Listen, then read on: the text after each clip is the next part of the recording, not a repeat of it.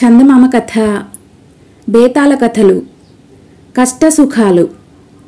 విసుగు చెందని విక్రమార్కుడు మరొకసారి చెట్టు వద్దకు తిరిగి వెళ్ళి చెట్టుపై నుంచి శవాన్ని దించి భుజాన వేసుకొని శ్మశానం కేసి ఎప్పటిలాగే మౌనంగా నడవసాగాడు. అప్పుడు శవంలోని బేతాళుడు, రాజా, రాజులు భోగలాలసులు. వారి బుద్ధి ఎప్పుడూ కొత్త సుఖాలనే కాంక్షిస్తూ ఉంటుంది. నీలాగా ఏ రాజు కూడా శ్రమజీవితం గడపడు. కొందరు రాజులు ఉన్న సుఖాలు చాలక కొత్తవి లభ్యం కాక ఎంతో మానసిక వ్యధ అనుభవిస్తారు. దీనికి నిదర్శనంగా నీకు సత్యజిత్తు మహారాజు కథ చెబుతాను విను అంటూ ఈ విధంగా చెప్పనారంభించాడు. హస్తినాపురాన్ని పరిపాలించిన రాజులలో సత్యజిత్తు మహారాజు ఒకడు.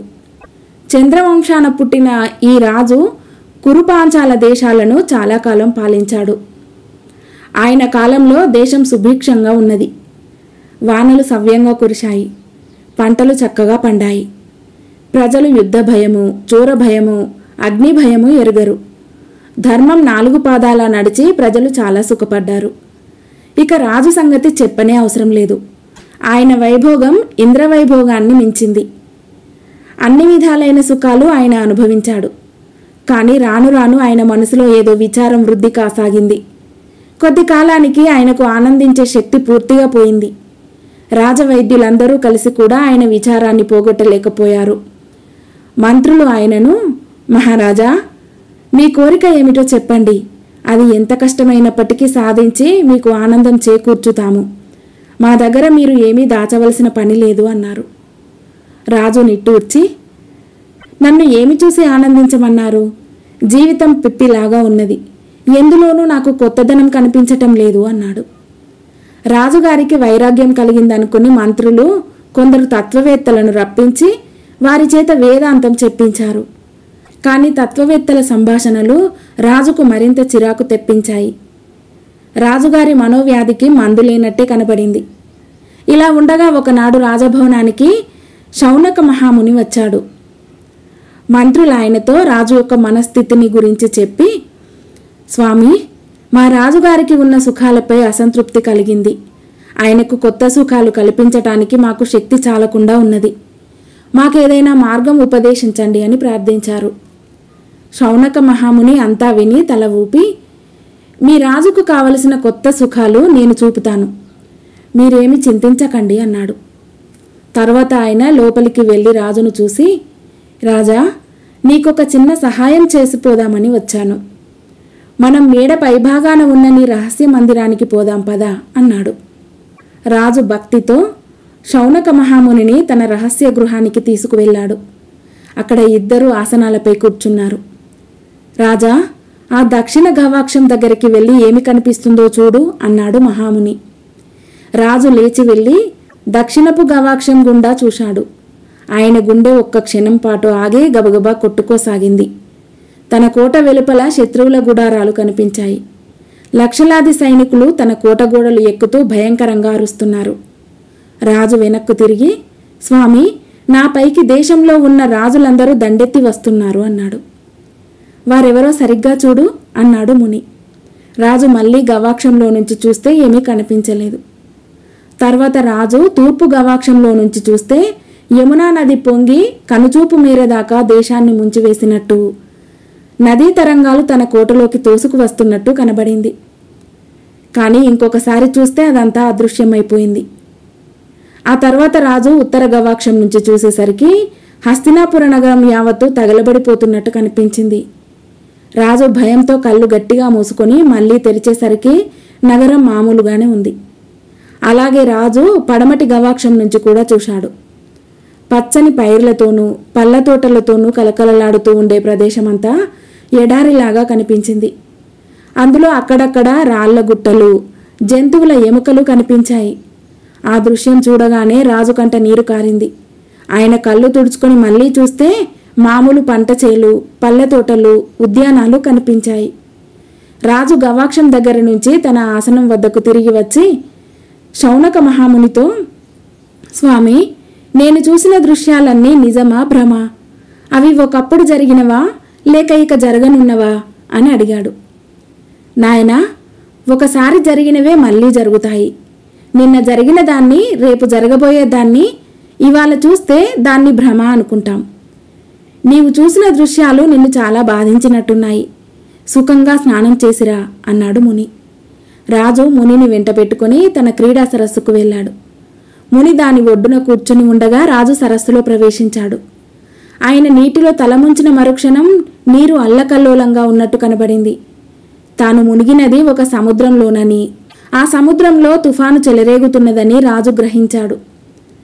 ఆయన ఆ సముద్రంలో పడి ఈదుకుంటూ పెద్ద పెద్ద కెరటాల చేత దెబ్బతింటూ ఒక తీరాన్ని చేరుకున్నాడు. ఆయన తల ఎత్తి చూసేసరికి అక్కడ కొందరు పల్లెటూరి జనం చేరి ఆయనను వింతగా చూస్తున్నారు. ఏమిటలా చూస్తారు? నేను హస్తినాపుర రాజును సత్యజిత్తును, మీరంతా వెళ్ళిపోండి అని ఆయన వారిని ఆజ్ఞాపించాడు. వాళ్ళు విరగబడి నవ్వసాగారు. వారిలో ఒకడు రాజును సమీపించి, నెత్తిన ఈ ఇత్తడి టోపీ ఏమిటి? పనికి అడ్డంగా ఈ కోక ఏమిటి? అంటూ రాజు నెత్తిపై గల కిరీటాన్ని, ఆయన శరీరంపై ఉన్న ఉత్తరీయాన్ని లాగి సముద్రంలో గిరవాటు వేశాడు. పాపం, దేశం కాని దేశంలో వచ్చి పడ్డావు. ఒళ్ళు వంచి పని చేస్తే ఇక్కడ బ్రతకలేకపోవులే. ఈ పారలు పలుగులు నెత్తిన పెట్టుకుని మా వెంటరా, ఇవాళ్లకు పొలం పని ముగించి ఇళ్లకు పోతున్నామన్నాడు వాడు. రాజుకు పట్టరాని కోపం వచ్చింది. కానీ చేసేదేమీ లేక ఆయన, బరువులు మోయటం నాకు చేత కాదు అన్నాడు. మనిషివై ఉండి ఎద్దు చేసే పని కూడా చేత కాదంటావే అంటూ ఆ మనిషి అక్కడ ఉన్న పలుగులు పారలు కట్టగట్టి రాజు నెత్తిన పెట్టాడు. రాజు ఆ బరువు మోసుకుంటూ వాడి వెంట వాడి ఇంటికి వెళ్ళాడు. వాడు తన భార్యతో, ఒసే, ఈ మనిషికి మనిషి పని చేత కాదట, ప్రస్తుతం గొడ్డు పని నేర్చుకుంటున్నాడు. వీణ్ణి మన గొడ్ల సావిట్లో కట్టేసి ఇంత దానా వెయ్యి అన్నాడు. రాజు ఆ రాత్రి ఉలవ గుగ్గిళ్ళు తిని మర్నాటికల్లా ఎద్దుగా మారిపోయాడు. ఆ రైతు రాజు చేత ఎద్దు చేసే పనులు చేయించటానికి ప్రయత్నిస్తే రాజు మొరాయించాడు. రైతుకు కోపం వచ్చి ఆ ఎద్దును కాస్త ఒక నూనె గానుగ వాడికి అమ్మాడు. గానుగవాడు ఆ ఎద్దుకు గంతలు కట్టి గానుగకు కట్టి అహోరాత్రులు పని చేయించాడు. ఎద్దు ఆగినప్పుడల్లా కొరడాతో కొట్టాడు. ఆ ఎద్దు రోజుకు 2 సార్లు మాత్రమే మేత తినటానికి ఆగేది. ఇలా 5 సంవత్సరాలు గడిచాక ఒకనాడు గానుగ పైకప్పు కూలి ఎద్దుకు స్పృహ వచ్చింది. తిరిగి స్పృహ వచ్చేసరికి రాజు మనిషి రూపంలో ఒక కొత్త దేశంలో ఉన్నాడు. అంత దూరాన కోనేటి దగ్గర ఆడవాళ్లు బట్టలు ఉతుకుతూ స్నానాలు చేస్తున్నారు. రాజుకు ఆకలి అవుతున్నది.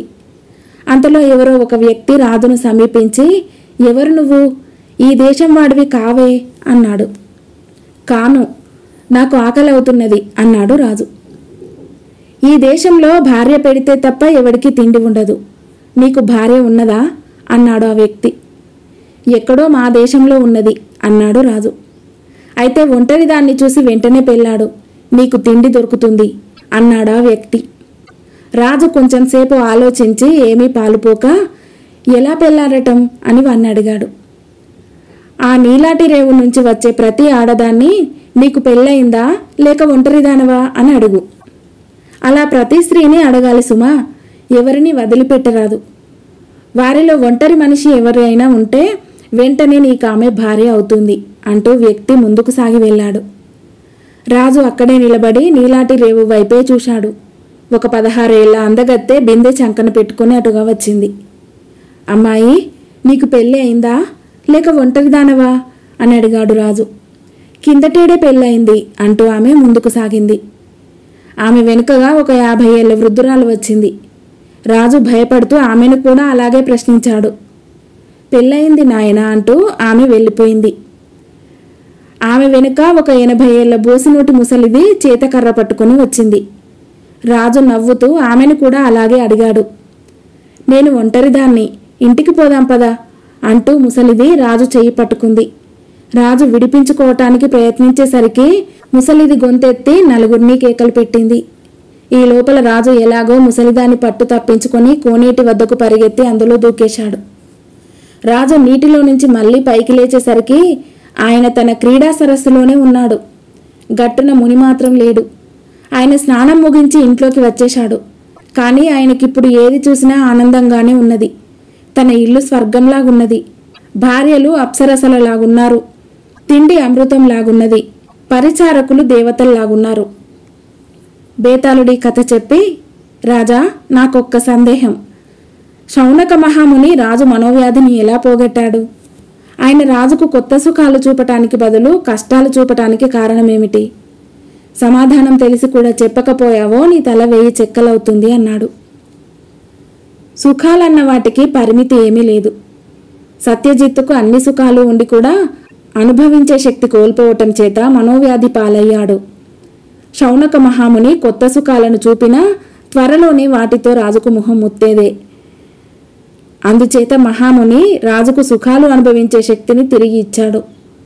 ఇది కష్టాలు అనుభవించడం ద్వారా మాత్రమే పునరుజ్జీవనం పొందుతూ ఉంటుంది. అందుచేతనే మహాముని చేసిన చికిత్స రాజు మీద పారింది అని విక్రమార్కుడు జవాబిచ్చాడు.